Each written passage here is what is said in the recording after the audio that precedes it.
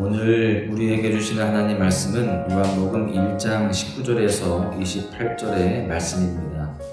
유대인들이 예루살렘에서 제사장들과 레위인들을 요한에게 보내어 내가 누구냐 물을 때에 요한의 증언이 이러하니라. 요한이 그러내어 말하고 죽이지 아니하니 그러내어 하는 말이 나는 그리스도가 아니라 하되 또 묻되 그러면 누구냐 내가 엘리야냐 이르되 나는 아니라. 또 묻되 내가 그 선지자냐 대답하되 아니라. 또 말하되 누구냐 우리를 보낸 이들에게 대답하게 하라. 너는 그에게 하여 무엇이라 하느냐. 이르되 나는 선지자 이사야의 말과 같이 주의 길을 곧게 하라고 광야에서 외치는 자의 소리로라 하니라. 그는 바리새인들이 보낸 자라. 또 물어 이르되 내가 만일 그리스도도 아니요 엘리야도 아니요 그 선지자도 아닐진데 어찌하여 세례를 베푸느냐. 요한이 대답하되 나는 물로 세례를 베풀거니와 너희 가운데 너희가 알지 못하는 한 사람이 있었으니 곧 내 뒤에 오시는 그이라. 나는 그의 신발끈을 풀기도 감당하지 못하겠노라 하더라. 이 일은 요한이 세례를 베풀던 곳 요단강 건너편 베다니에서 일어난 일이니라. 아멘. 우리가 직장이나 교회 또는 내가 속한 공동체에서 헌신해야 하는 상황들이 생깁니다. 그렇게 내가 헌신한 상황이 있을 때에 이렇게 하다 보면 공동체에서 사람들이 그래도 나라는 존재에 대해서 더 알아주지 않을까. 내가 조금 더 인정받거나 나의 위치가 조금은 더 높아지지 않을까. 그런 기대감이 아무래도 마음속에 조금은 있습니다. 그런데 그런 기대와는 다르게 현실 속에서 그렇게 인정받지 못할 때가 종종 있죠.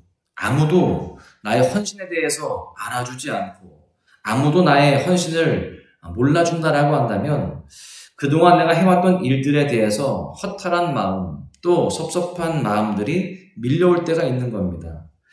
이렇게 섭섭한 마음이 밀려오게 된다면 하나님의 자녀된 우리들은요 어떻게 해야 될까요? 누군가에게 하소연한다 해도 모든 상황들이 극적으로 해결된다거나 그 억울하고 또 섭섭한 마음들이 풀리지는 않습니다. 그렇다면 누가 진정으로 저와 여러분을 위로해 줄 수 있을까요?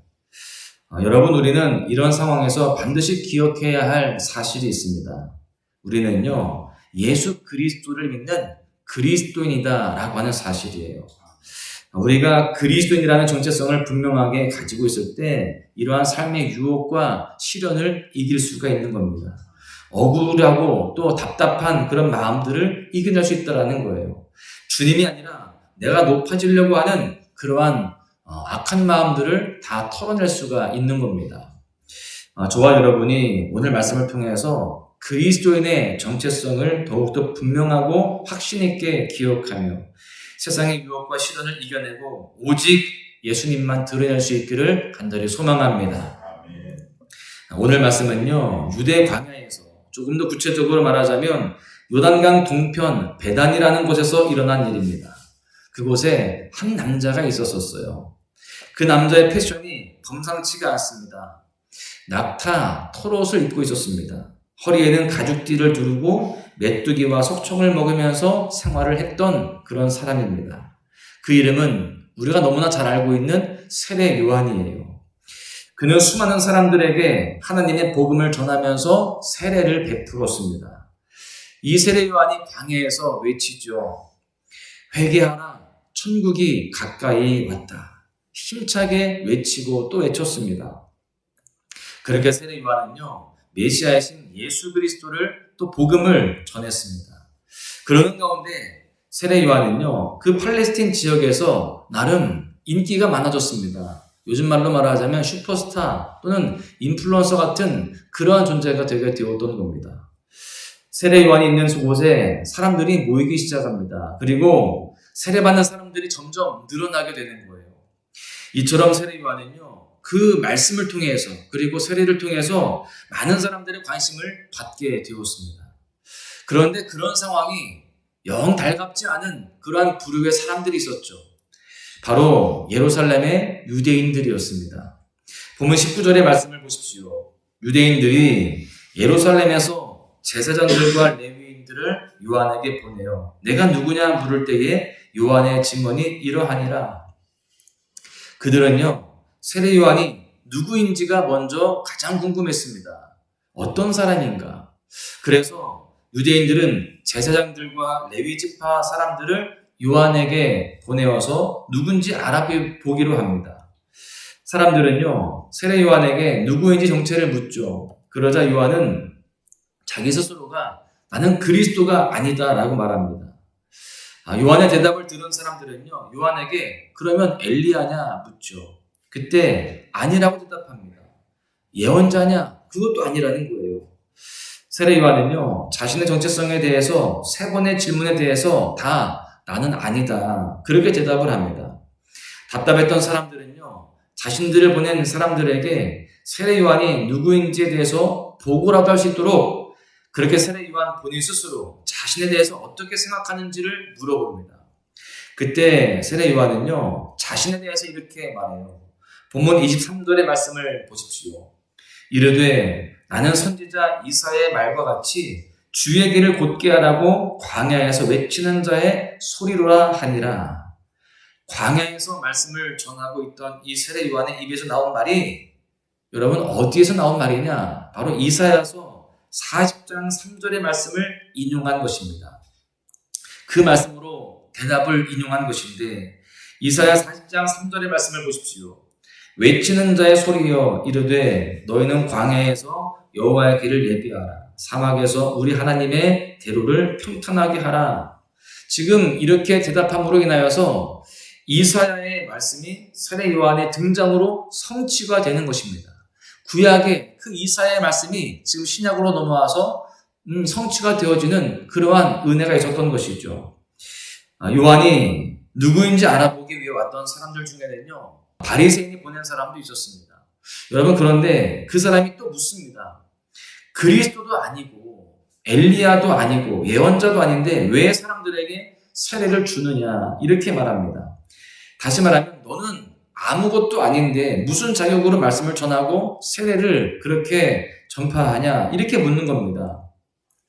그때 세례 요한의 이 본문의 대답은요, 26절과 27절의 말씀대로 예수 그리스도에 대해서 밝히 드러내는 그러한 대답을 하게 됩니다.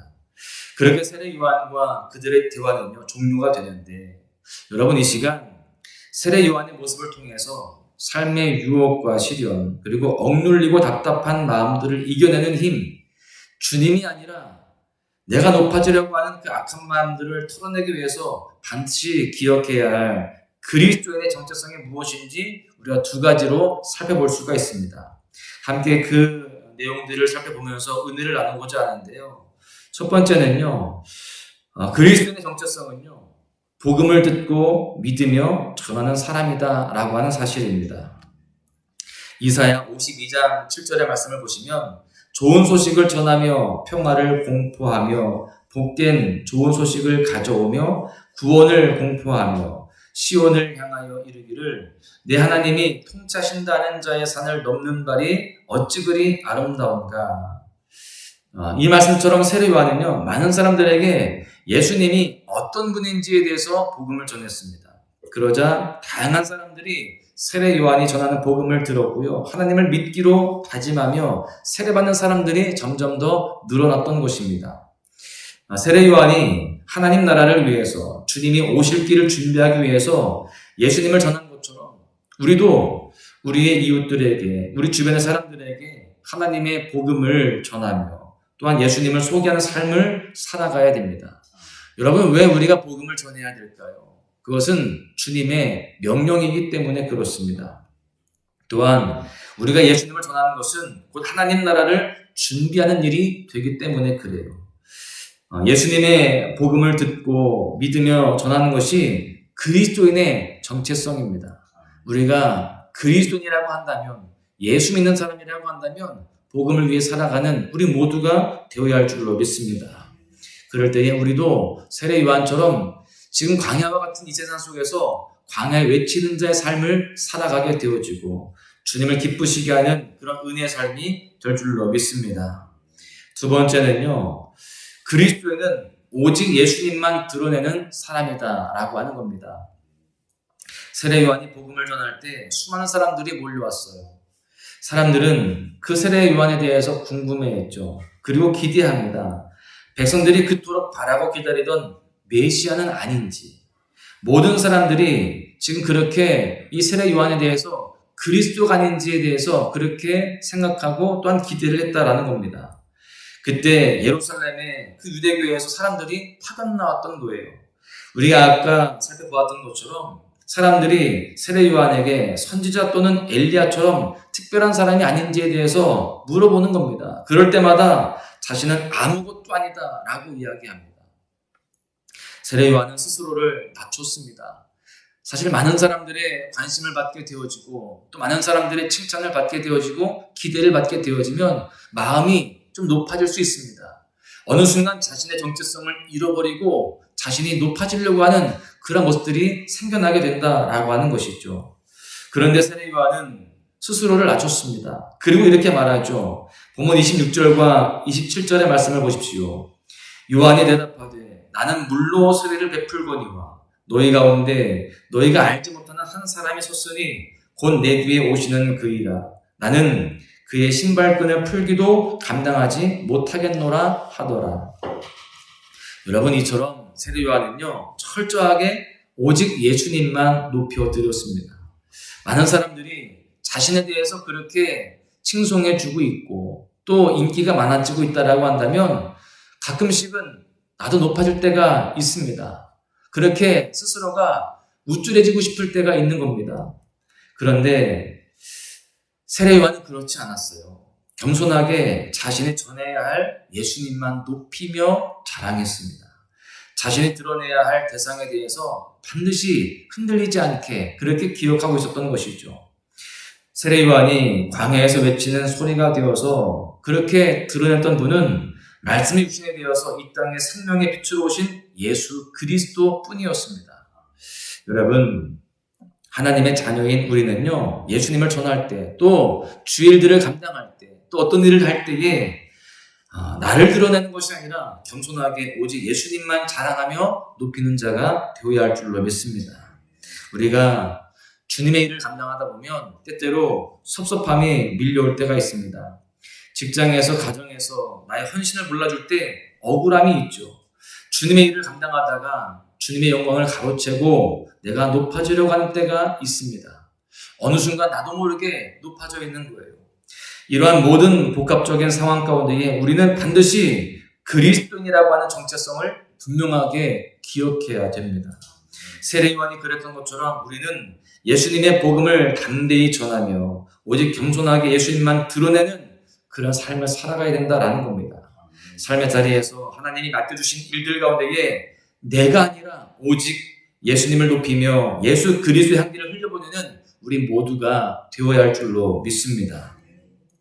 말씀을 이제 정리하는데요. 주변 사람들이 나의 헌신을 몰라줘서 섭섭하고 또 때때로 힘든 마음들이 생길 때가 있습니까? 삶 가운데에 유혹과 시련으로 어려움을 겪고 계십니까? 그렇다라고 한다면 말씀이 육신이 되어서 이 땅에 낮은 모습으로 인간으로 오신 예수님의 낮아짐을 기억하십시오. 또한 본문의 세례 요한이 자신의 정체성을 분명히 알고 겸손히 예수님만 드러냈던 모습을 기억하십시오. 우리도 모든 섭섭한 상황과 세상의 유혹과 시련 속에서 그리스도인의 정체성을 분명히 알고 오직 예수님께만 초점을 맞추고 살아가야 할 줄로 믿습니다. 그럴 때에 그 모든 상황 속에서 그 섭섭함을 몰아내고 유혹과 시련도 극복하고 온전한 그리스도인으로서 그리스도의 향기를 풍기는 그런 삶으로 승리하게 될 줄로 믿습니다. 사랑하는 소망가족 여러분, 오늘 하루도요 우리 모두가 예수 그리스도를 믿고 따르는 그리스도인이라고 하는 정체성을 분명하게 기억하며 이러한 유혹과 어려움에서 예수님의 이름으로 승리하는 복된 날 되시기를 주님의 이름으로 간절히 축원합니다. 모든 상황 속에서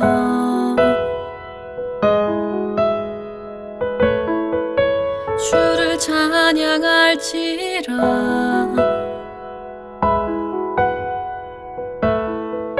주는 너의 큰 상급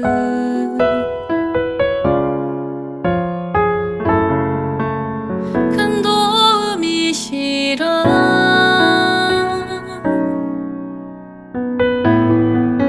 주의 얼굴 구할 때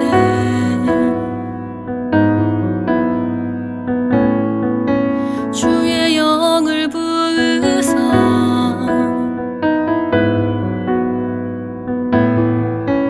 크신 사랑 안에서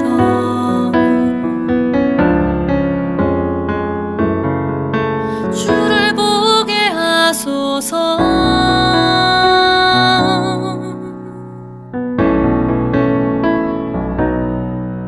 내 영혼이 확정되어 싸우니 믿음